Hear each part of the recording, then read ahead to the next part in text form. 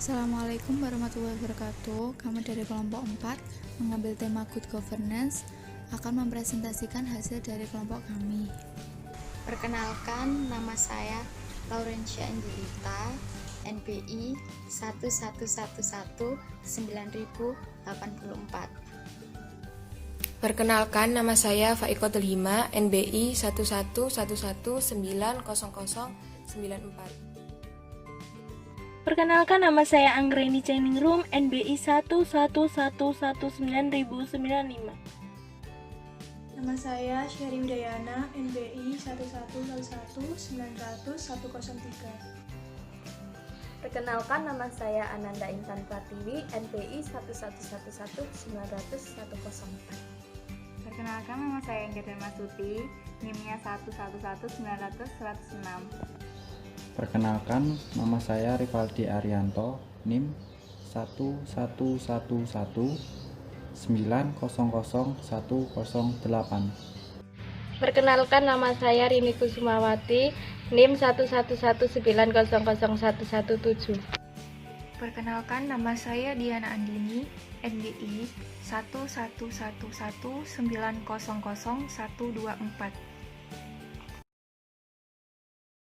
Good governance memiliki dua pengertian. Yang pertama, good governance memiliki makna tentang orientasi ideal negara yang diarahkan pada pencapaian tujuan negara. Orientasi ideal negara ini menjunjung tinggi kehendak rakyat dan nilai yang dapat meningkatkan kemampuan rakyat dalam mencapai suatu kemandirian, pembangunan berkelanjutan, keadilan sosial, demokratisasi dalam kehidupan bernegara seperti legitimasi, akuntabilitas, perlindungan hak asasi manusia, dan devolusi kekuasaan.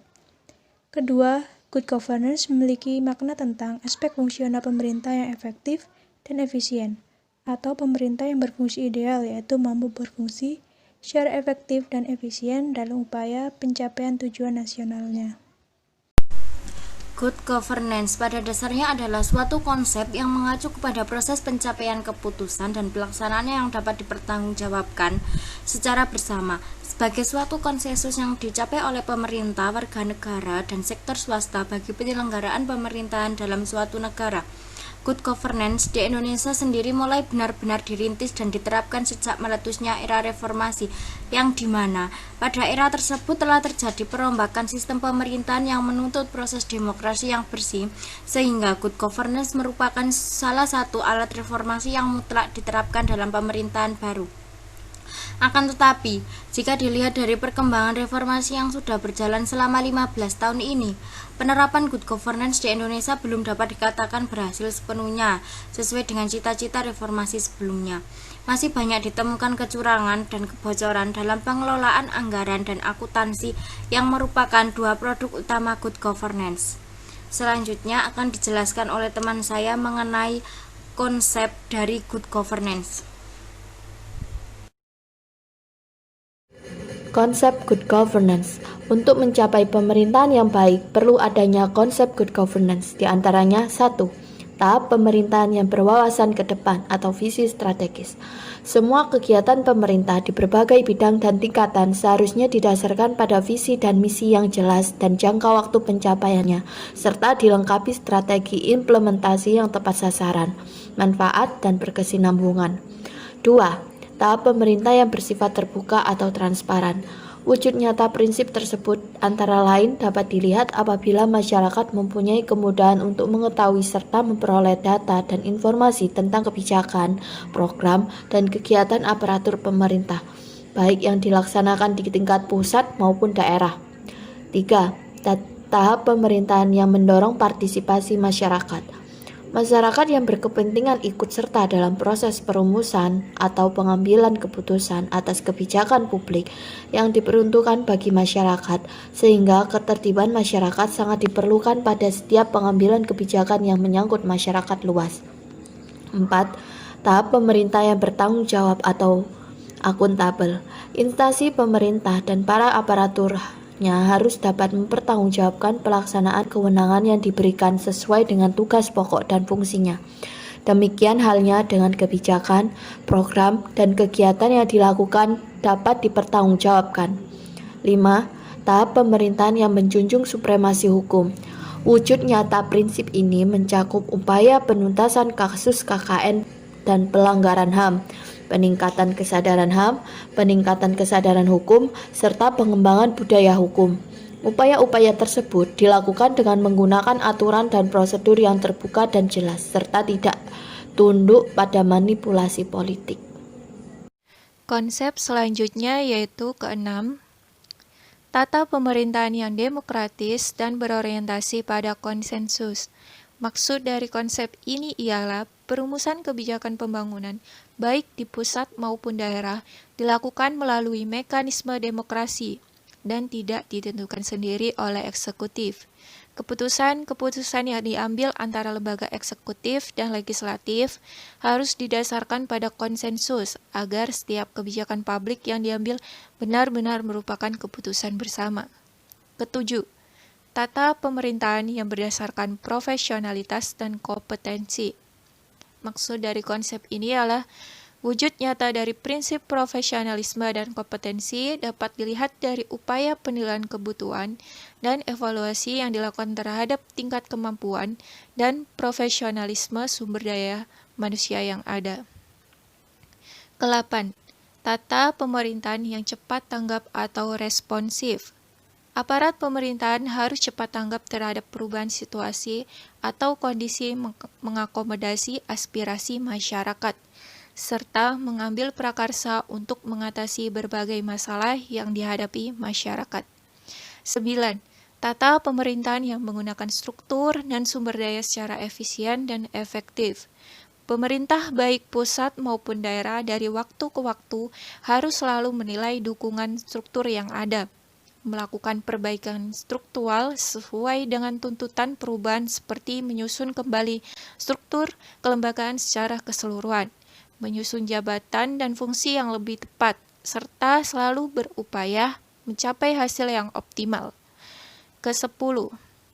Tata pemerintahan yang terdesentralisasi. Pendelegasian tugas dan kewenangan pusat kepada semua tingkatan aparat sehingga dapat mempercepat proses pengambilan keputusan, serta memberikan keleluasaan yang cukup untuk mengelola pelayanan publik dan menyukseskan pembangunan di pusat maupun daerah. Ke-11. Tata pemerintahan yang mendorong kemitraan dengan dunia usaha swasta dan masyarakat. Pembangunan masyarakat madani melalui peningkatan peran serta masyarakat dan sektor swasta harus diberdayakan melalui pembentukan kerjasama atau kemitraan antar pemerintahan, swasta, dan masyarakat. Hambatan birokrasi yang menjadi rintangan terbentuknya kemitraan yang setara harus segera diatasi dengan perbaikan sistem pelayanan kepada masyarakat dan sektor swasta serta penyelenggaraan pelayanan terpadu. 12. Tata pemerintahan yang memiliki komitmen pada pengurangan kesenjangan. Pengurangan kesenjangan dalam berbagai bidang baik antara pusat dan daerah maupun antara daerah secara adil dan profesional merupakan wujud nyata prinsip pengurangan kesenjangan. Hal ini juga mencakup upaya menciptakan kesejahteraan dalam hukum equity of the law, serta mereduksi berbagai perlakuan diskriminatif yang menciptakan kesenjangan antara laki-laki dan perempuan dalam kehidupan bermasyarakat. 13. Tata pemerintahan yang memiliki komitmen pada lingkungan hidup. Daya dukung lingkungan semakin menurun akibat pemanfaatan yang tidak terkendali. Kewajiban penyusunan analisis mengenai dampak lingkungan secara konsekuen, penegakan hukum lingkungan secara konsisten, pengaktifan lembaga-lembaga pengendali dampak lingkungan, serta pengelolaan sumber daya alam secara lestari merupakan contoh perwujudan komitmen pada lingkungan hidup. Dengan adanya konsep good governance tersebut, diharapkan aparatur pemerintahan mampu mengubah posisi dan peran dalam memberikan pelayanan publik. Dari yang suka mengatur dan memerintah berubah menjadi suka melayani. Dari yang suka menggunakan pendekatan kekuasaan berubah menjadi suka menolong menuju ke arah yang fleksibel, kolaboratif, dan dialogis. Dari cara-cara sloganis menuju cara-cara kerja yang realistis, pragmatis. Jadi, aparatur pemerintahan merupakan pengatur sekaligus pelayanan masyarakat yang memberikan pelayanan secara profesional, jujur, adil, dan merata, bekerja secara efektif, efisien, dan ekonomis dalam rangka penyelenggaraan tugas negara untuk mencapai tujuan negara yang secara kontekstual juga ikut bertanggung jawab terhadap kesejahteraan dan kepuasan masyarakat sebagai pihak yang dilayani.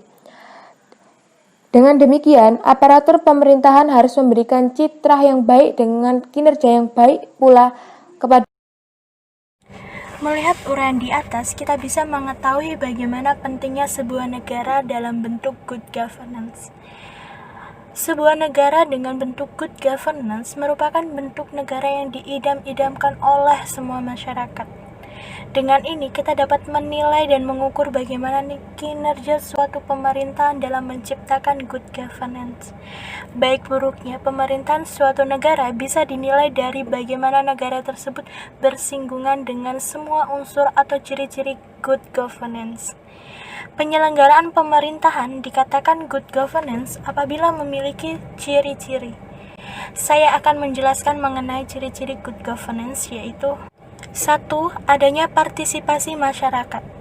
Jadi setiap masyarakat memiliki hak dan kewajiban masing-masing untuk mengambil peran dalam proses penyelenggaraan pemerintahan dalam kehidupan bermasyarakat.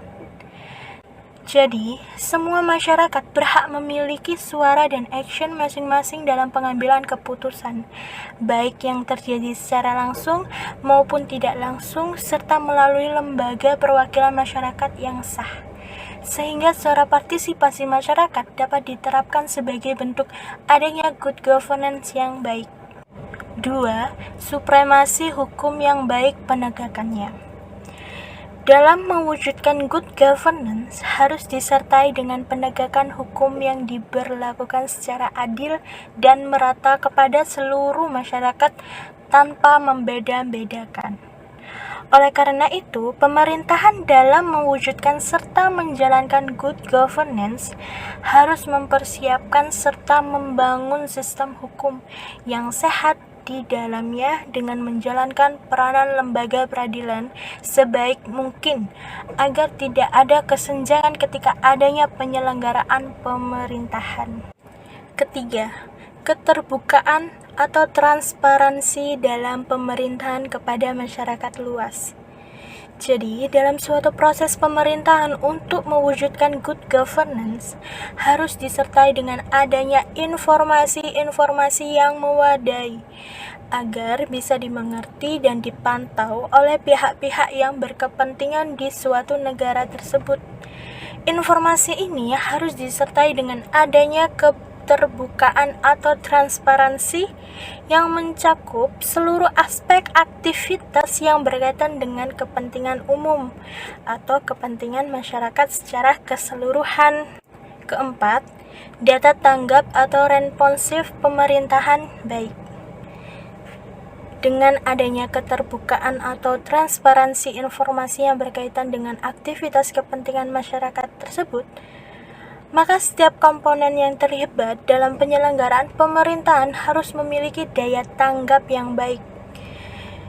Jadi seperti dengan adanya masukan berupa keinginan masyarakat maupun berupa keluhan dari pihak yang berkepentingan. Yang kelima, pemerintahan yang berorientasi pada konsensus. Artinya, pemerintahan yang bisa menjadi perantara kepentingan yang berbeda sehingga dapat diperoleh pilihan yang terbaik untuk kepentingan yang lebih luas, baik dalam hal kebijakan yang diambil maupun prosedur yang diperlakukan dapat dilakukan dengan menggunakan sebuah tata kelola pemerintahan yang baik. Jadi, pemerintahan yang baik akan bertindak sebagai penengah dari berbagai kepentingan untuk mencapai konsensus atau kesepakatan yang terbaik bagi kelompok kepentingan masyarakat. Untuk ciri-ciri good governance selanjutnya akan dijelaskan oleh teman saya. Saya akan melanjutkan penjelasan mengenai ciri-ciri dari good governance. Yang keenam, yaitu adanya kesetaraan dan keadilan dalam masyarakat, yang artinya Setiap warga negara memiliki hak dan kesempatan untuk memperbaiki atau mempertahankan kesejahteraan mereka. Hal ini adalah ciri-ciri yang harus ada pada sebuah negara yang ingin menjalankan good governance dalam pemerintahannya.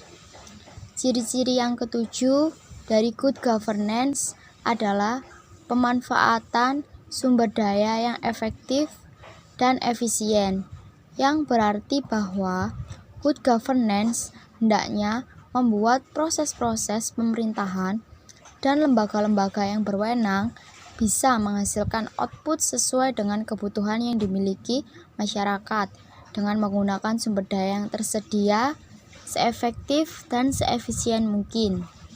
Ciri-ciri yang ke-8 dari good governance adalah akuntabilitas, yang berarti adanya good governance dalam sebuah pemerintahan juga dapat dilihat dari adanya tanggung jawab oleh pemerintah, sektor swasta, dan organisasi-organisasi terhadap masyarakat maupun lembaga-lembaga yang berkepentingan. Bentuk pertanggungjawaban bisa berbeda antara satu dengan yang lainnya, tergantung pada jenis organisasi yang bersangkutan.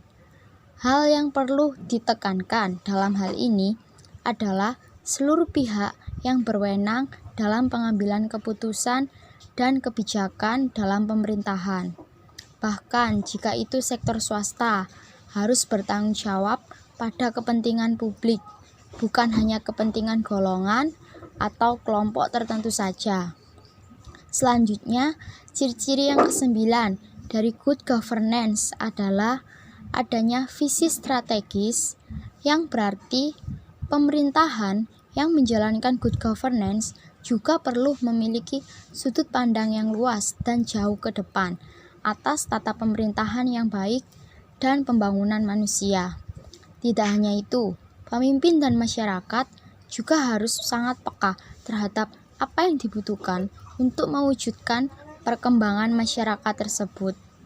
Mereka harus memahami sejarah, budaya, dan sosial yang kompleks, di mana kompleksitas ini menjadi dasar dari sudut pandang tersebut.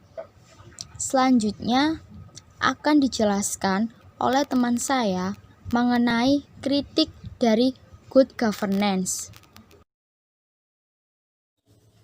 Kritik mengenai good governance. Di dalam konsep good governance, seolah kehidupan hanya interaksi antara pemerintah, pelaku bisnis, dengan masyarakat yang ada di negara tersebut. Faktanya, aktor yang sangat besar dan berkuasa di atas ketiga elemen tersebut tidak dimasukkan. Ketiga elemen itu pemerintah, pasar, kemudian civil society. Aktor yang tidak dimasukkan tersebut yaitu merupakan aktor yang keempat, yaitu dunia internasional. Merestrukturisasi pola relasi pemerintah, swasta, dan masyarakat secara domestik dengan mengabaikan peran aktor internasional adalah suatu pengingkaran atas realitas global. Di dalam konsep good governance juga dinilai oleh para ahli yang terlalu bermuatan nilai-nilai ideologi, sehingga ada juga ahli yang tidak setuju dengan konsep ini. Kemudian, good governance ini memiliki efek yang sangat berdampak di negara berkembang, karena masalahnya yaitu struktur negara berkembang tersebut yang terlalu kecil, sementara kekuatan bisnis yang ada di dunia luar atau internasional semakin bertambah besar.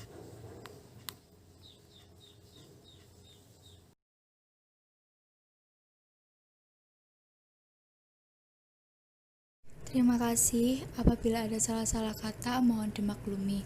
Wassalamualaikum warahmatullahi wabarakatuh.